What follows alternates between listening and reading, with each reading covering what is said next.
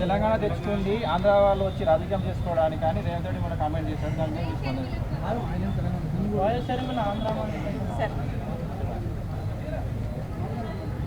నాది ఆంధ్ర అయితే మరి సోనియా గాంధీ గారిది ఏది? ఇటలీ కదా కదా వాస్తవమే కదా. ఒక ప్రాంతాన్ని వదిలేసి సొంత వాళ్ళను కూడా కాదనుకొని ఒక మహిళ పెళ్లి చేసుకున్నందుకు బిడ్డల్ని కానీ తనని తానే అంకితం చేస్తుంది మహిళ. అది మన భారతదేశ సంస్కృతి గొప్పతనం. ఇంత గొప్ప సంస్కృతిని అర్థం చేసుకోవాలి అంటే సంస్కారం ఉండాలి. త్యాగం చేసిన మహిళను గౌరవించాలంటే సంస్కారం ఉండాలి. అంతటి సంస్కారం రేవంత్ రెడ్డి గారికి లేదు అని నేను చెప్పటం లేదు, ఆయనంతకు ఆయనే నిరూపించుకోవడం జరిగింది.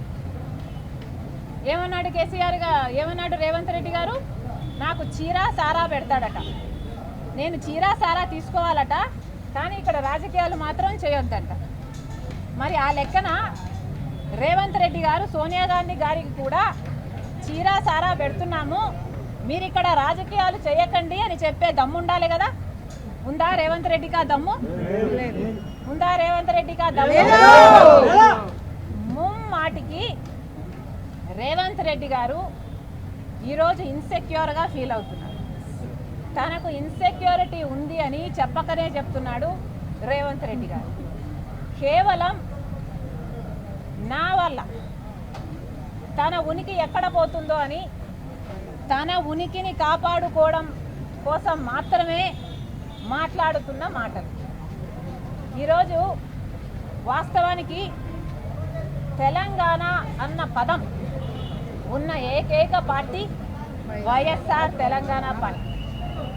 ఈరోజు తెలంగాణ ప్రజల కోసం నిలబడి తెలంగాణ ప్రజలకే అంకితమై తెలంగాణ ప్రజల కోసం మాత్రమే పనిచేస్తాము అని కంకణం కట్టుకొని ప్రతి సమస్య గురించి పోరాటం చేస్తున్న ఏకైక పార్టీ వైఎస్ఆర్ తెలంగాణ పార్టీ.